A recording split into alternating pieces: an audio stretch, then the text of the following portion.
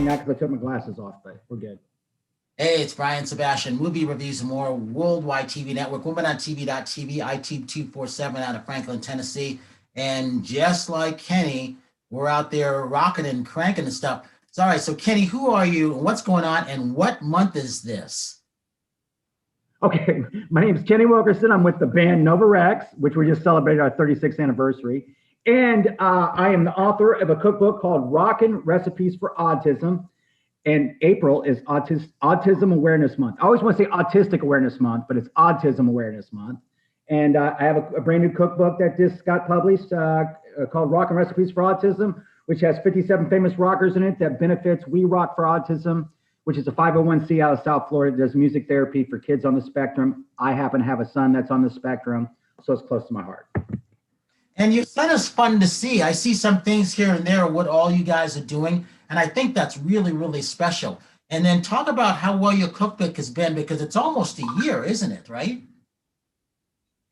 It has been. You know, people said to me, oh, this book's been out for 2 years. It hasn't. I got this book in May of last year in the middle of COVID. Yep. So obviously we're talking about April being Autism Awareness Month. This is my first month with actually the book.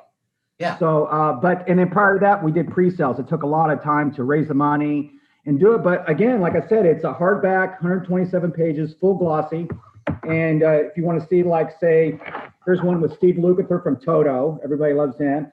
See what he cooks. I've got like Doug Aldrich from Whitesnake.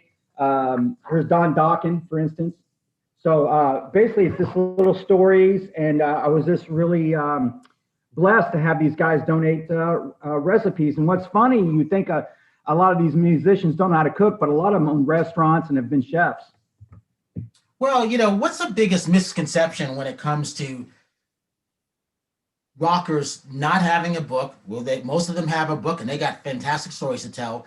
It's really, they are family. Yep. Wouldn't think of it that way, but they really are family oriented. And all my rocker friends are family oriented. And it's one of the things they most treasure. I know you adore your son. I mean, I see all the stuff that you guys are doing. And then you're still that host who happens to be in that great, cool band. Right. No, you know, the thing about musicians, a lot of them are giving people. And as far as like being a cook, you know, they're all talented. They're like autism, right? They all use like the left side of the brain, whatever they say. So, you know, these guys are somewhat creative. You know, I know a lot of guys you're talking about, a lot of musicians, especially over this last, 2020 being a dumpster fire that it was. A lot of these guys did other things. A lot of people wrote books. A lot of people do cooking. And it's amazing how, like I said, how much these guys are actually that talented. There's so many good chefs, cooks, and they've owned restaurants. So, yeah. I think that's a big misconception of, oh, they just go out and play music and get hot. No. They're very talented. I might have done that. I might have done some of that when I was in my 20s, but no, I don't. They always want to keep how hard you party and sex, drugs, and rock and roll, right? Exactly. I think about one of our friends, Eddie Van Halen. And I didn't take a picture. I didn't want to take a picture. It was just me and Eddie in the corner. This is when he was really starting off with his throat cancer. He's drinking his Jack Daniels. He's playing his ukulele. And I won't even say what club we're at. We were just in the corner by ourselves. And I was like, Eddie, we won't ever get a chance to be like this again, because once you walk out, it's going to go nuts. And then people didn't realize it was because he didn't have anybody around. Valerie wasn't there. His new wife wasn't around. His son wasn't there. And it was just the two of us, and we were just having fun, just talking. And it's so hard. And I miss that, because I love the fact that you are that family person. Because I look at you as that family person, that good father who's got a cool son. That's how I see you first. And then, you just happen to be in a great rock and roll band. Oh, appreciate it. That's how I see you. And then you got your book that people have been really championing around the world. Right. Yeah, it's been a labor of love. I mean, like I said, it took me over a year just to get it together. Then I got it in the middle of the pandemic. So we're just now getting to the point that we're freeing up. Some of the guys that are in the books are promoting it. And I just did an event with Everclear last week. First show they had in St. Pete in a year. And I was down there promoting the book as well. So just now finally being able to get out there and tell people about it and try to raise awareness. Again, I've got a great charity, We Rock for Autism. They do music therapy for kids on the spectrum. I know how important music programs are in general, with autism or not. And I understand how these kids work. And I just trying to get the message out that, you know, these kids are very smart. You know, they say a lot of people like Einstein or Beethoven, even Elon Musk, they see these guys had some form of autism. I believe it. And you just got to know how to handle them. You know, schools don't know how to handle kids with autism. Jobs don't know how to handle kids with autism. And these are very bright people that just have a sensory issue. And yeah, and they say 1 in 54 kids in America have some form of autism, which to me seems awful high. So when you first knew that your son was going to be, you know, born autistic, or whenever you found out, what was that first reaction to what you know now? Because you're like that poster. I always say you're one of the poster boys to say this is the great thing. And I always tell my friends, this is a great thing. These guys, these kids, these people are geniuses. They really are. Yeah, they're like little mini superheroes. Absolutely. But the thing about it, so I found out probably after, and he was in first or second grade, you know, and in kindergarten, they're all just a little bunch of kids, snot-nosed kids running around. I started noticing first, second grade that he was a little bit different than the other kids. He took a lot of things seriously. You know, if you would tell him, like, I'll give you a perfect example of the story, and this is about the same time. He did a little thing where he had to fill in what his favorite color was, you know, black, white, green, whatever, right? And he left it blank, and the teacher gave him an X for it. Well, it's not because he didn't have a favorite color. So he doesn't know how to like lie. Everything's total literal, you know? So that's the thing that I've learned. But no, honestly, the first thing that happened to me when I found out, I was in denial. I mean, that's the first thing that happens. So I was in denial for a little bit. And then a couple years after that, we started taking him to therapy, which I would suggest for everybody to get that, just on how to handle their emotions. You know, we used to take him into a restaurant when he was younger, and it would be noisy or new thing, and he would do one of these, you know what I mean? Or they'd walk on their tiptoes. They'd get aggressive because they don't know how to express their emotions. Now I'm in a little bit better position since my son has Asperger's, so he's high functioning. I mean, he will actually look you in the eyes and talk to you. A lot of kids don't. Yeah. But I've been around with my experiences, and that's all I have. Is he was at an autistic school in middle school, and there were some kids there that were not even verbal. Give you another example. You know, last Christmas. Now my son's 19, so he's getting better, not worse. You know what I mean? He's understanding how to handle situations. But he asked for a pair of jeans, and I almost cried because I haven't seen the kid in pants since like second grade. Wow. Because the way they feel, the material. You know, it's all about material and stuff. You know, we used to have to cut the seams out of his socks, that kind of stuff. And he still wears flip-flops today. You know, it's interesting. I got exposed to a lot of friends, kids who, when I had my horse ranch, and we're going to have more horses coming up later this year. But right. Horses and kids who are artistic, they bond. And it was special to see that. And so when I think of any horses, I think I got to have kids who are autistic. It's just, I got to be around them with the animals because they see things differently and animals respond to them differently. And I love that about that. And that's why I was turned on by that. I said, you know what? I'll take someone who's autistic any day over a regular kid because they just get it. And that's special. Yeah. That makes sense. And I know you know what that feels like. Oh, 100%. You know, like I said, I'm thinking of another little story while we're talking, but I remember the same time frame when he was a kid, he said, Dad, you know what Arby's means, right? Arby's, the restaurant. And I'm like, what do you mean? He said, Arby's, roast beef. I'm like, I would have never thought of that. Just thinking outside the box, you know what I mean? Exactly. You know what? I say they're thinking outside the box, they're hovering above the box. And that's even. Yeah, exactly. Talk about that. Yeah, no, it's we haven't had Sherry on because she's been busy, and a couple of the other girls, they're all busy doing stuff, but we get together on our Tuesday night live shows now. Is that a lot of people in Canada and a lot of people around the world have been using your recipes with all your friends in them. How great is that? I know you didn't know that. Oh, is that awesome? It's totally awesome. Sherry's super nice, by the way. God bless her. Bless you too. But yeah, no, it's been really wild. The main thing about it is just trying to get it out there. It's a great idea. The book has never been done before. again, like I said, I had a radio show, and I had somebody call in and give me a recipe, one of my rocker buddies, and it kind of became a thing. And then I found the charity, and I'm thinking music and, and cooking, and especially, if you can't see these guys play now, or you want to see what they cook in the kitchen, or if you ever want to eat dinner with a rock star, I mean, all that plays into it. And it's amazing how many people that are actually in the book have a family member that has autism. That's interesting, isn't it? I mean, the more you know, the more it's like, wow, yeah. The more people didn't know. I think that's why I think it's great. Right. Talk about. Yeah, no, it's been very good. Go ahead. Oh, no, go ahead. Finish your sentence. I don't even know what I was saying, man. I'm listening to you. No, but it was one of those things where the more people know that they have someone who is autistic, the more it's good for the general public. Because one of my good friends, she's white, same last name, Sebastian. I know we're related, so she calls me cousin.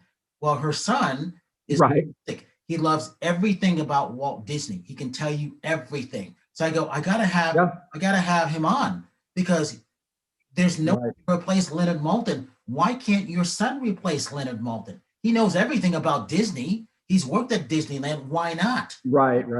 I'll make that happen. Let's bring him on. He can be the authentic person for Disney. Oh yes, he's autistic. Who cares? He's the historian of Disney. Why not? Right.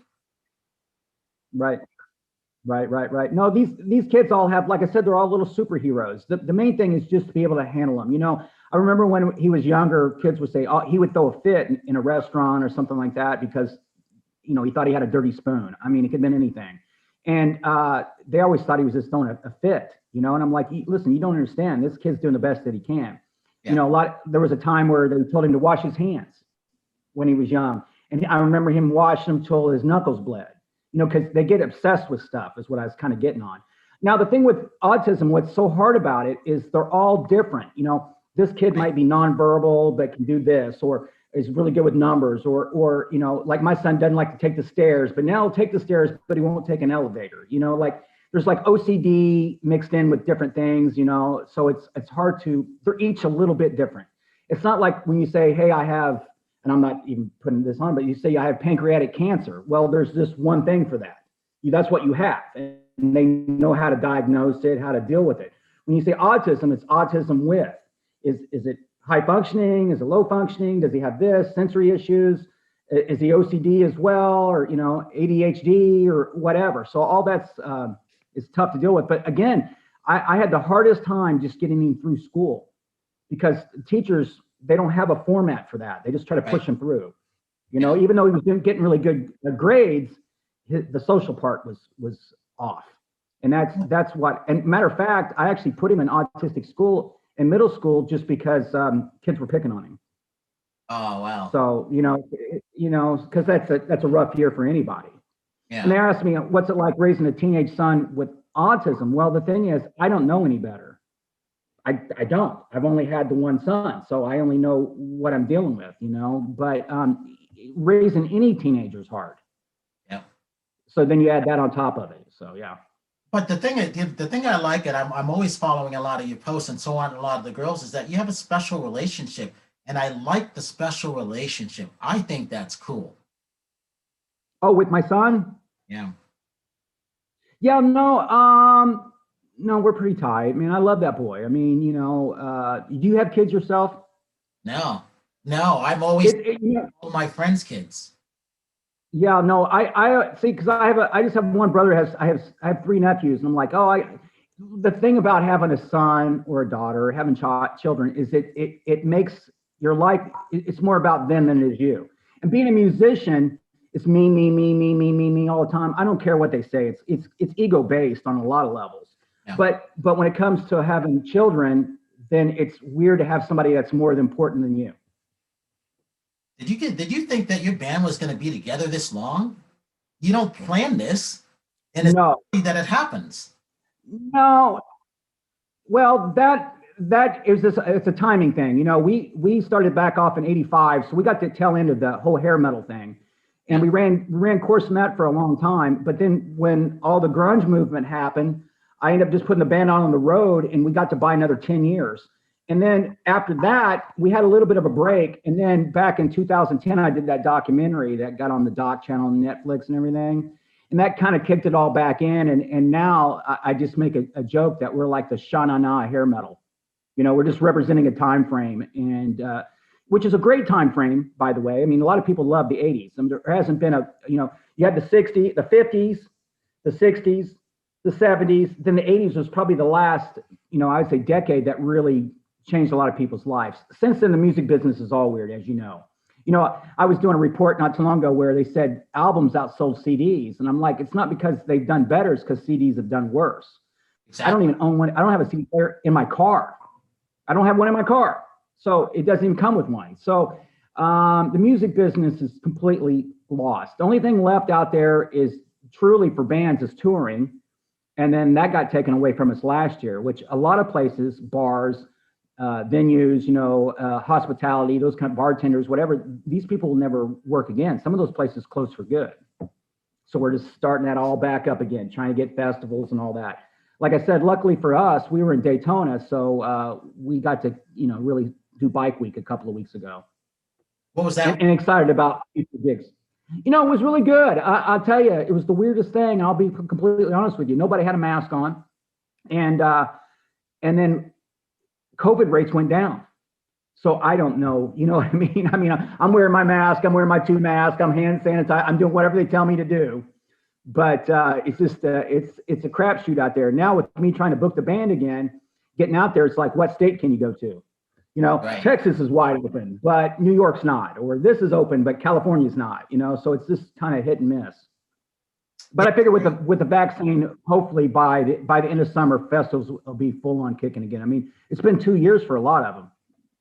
Well, here's what I've been saying to a lot of my musician friends. I'm like, you guys are going to kick off everything. It's just going to happen now, yeah. Especially after November. Right now we're in April, but it's going to go quick. So I said, all the songs have got to be written. Then you got to be locked away for these 3 weeks just to get the bands back together, just to rehearse. And then now you're starting to book everything. By the time everything's ready, it is going to be October, November. And then you're going to be kicking into touring. And you guys are going to be on the road for 2 years because everybody's going to want to see a concert. The movie industry is very, very slow. You're telling me there's a rainbow at the end of this, huh? That'd be great. Absolutely. The reason why I say this, because I've been helping the immediate family with Leland and everybody else. Denny the Desk, we did the documentary on the Wrecking Crew. Their documentary comes out near the end of the year. So I've talked to all 5 of the members. They're coming into this. I'm booking them into the studio either August or September. All 5 of us, actually all 6 of us. And then their doc comes out at the end of the year. And then they've already booked their tour for November. So now they're down rehearsing for the next 3 weeks, and they haven't been together in 2 years. But they've been for 51 years. So imagine that.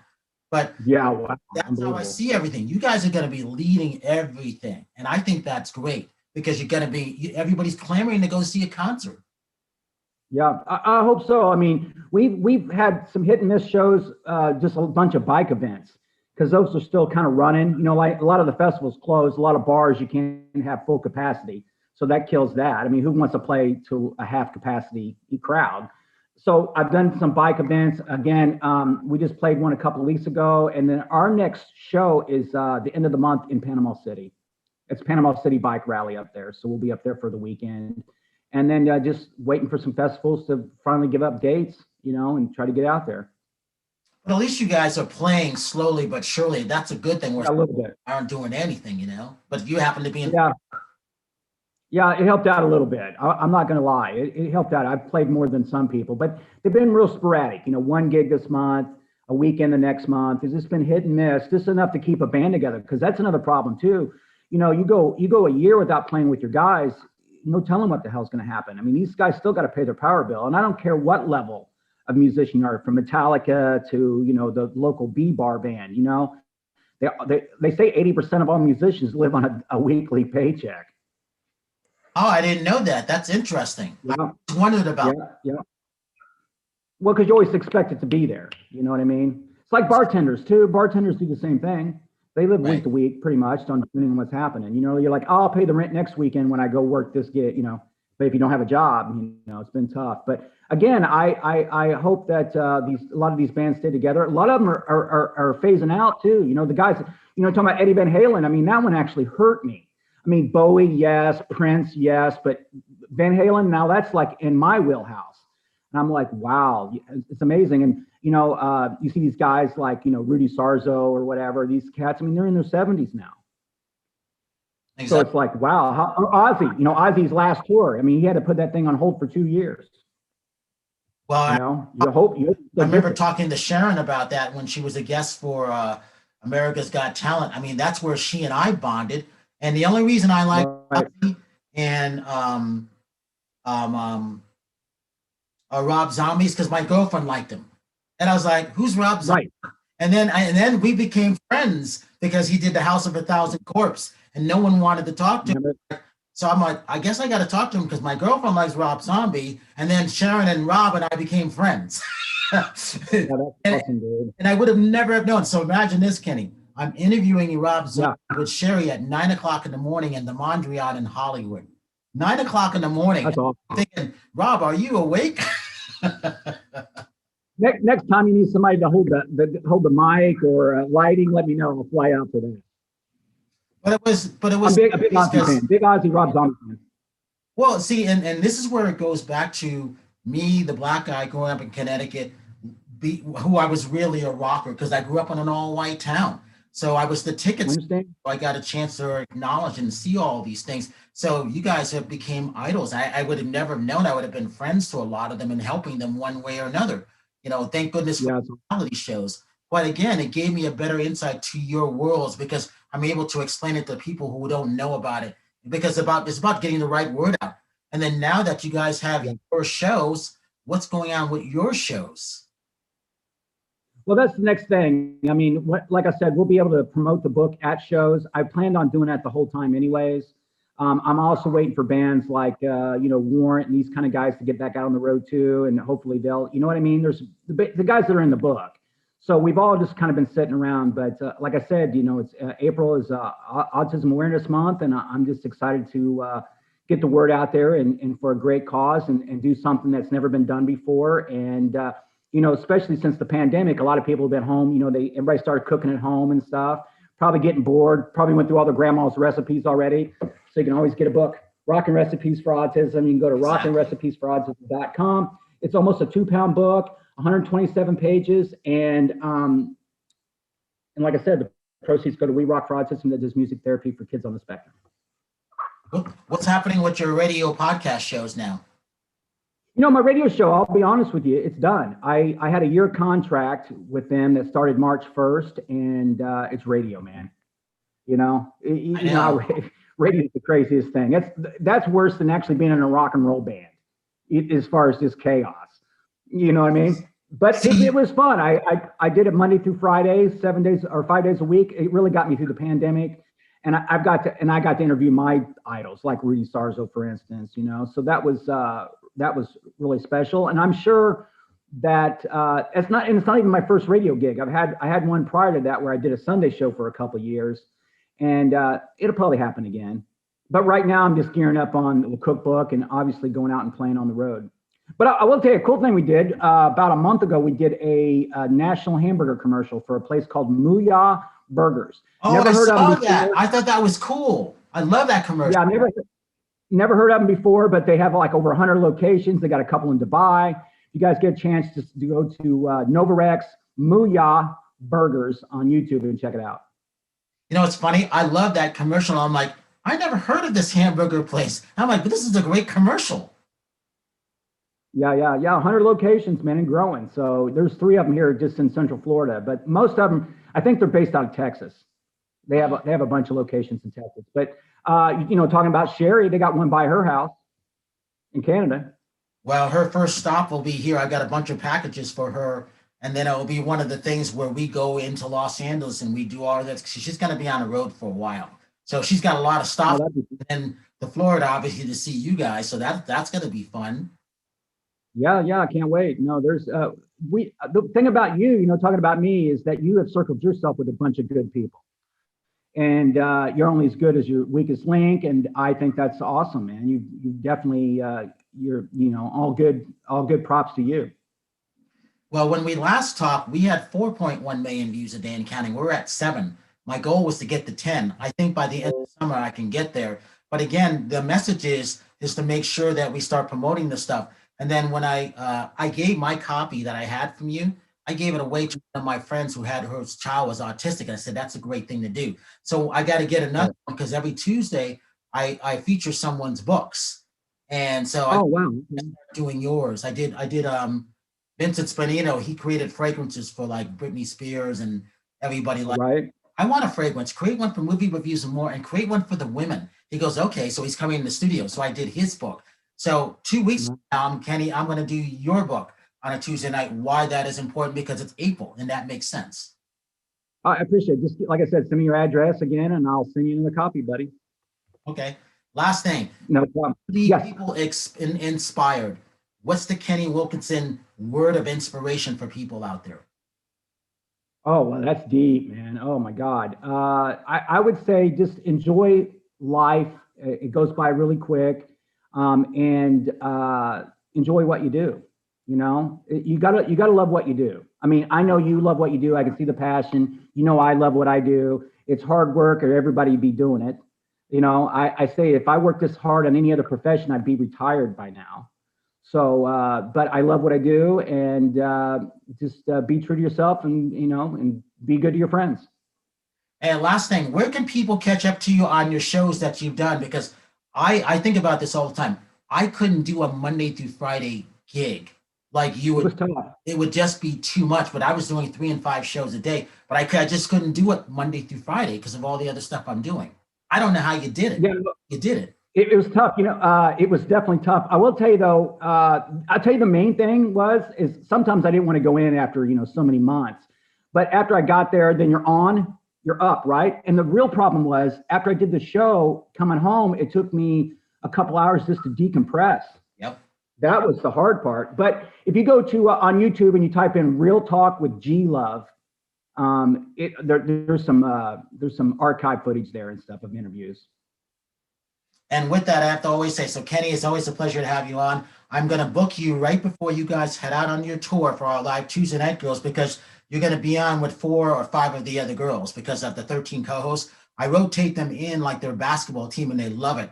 Nobody wants to be left out, which is kind of amusing. One girl's got a Terry Marie. Sherry's fighting to get in now because she just wants to come into the studio. So it's hilarious, but it'll be an honor and our pleasure to have you in, because the girls are watching all the things that you're doing, and that's kind of phenomenal. And I think that's great. Plus, they're using your cookbook, which I think is even a better estimate of time.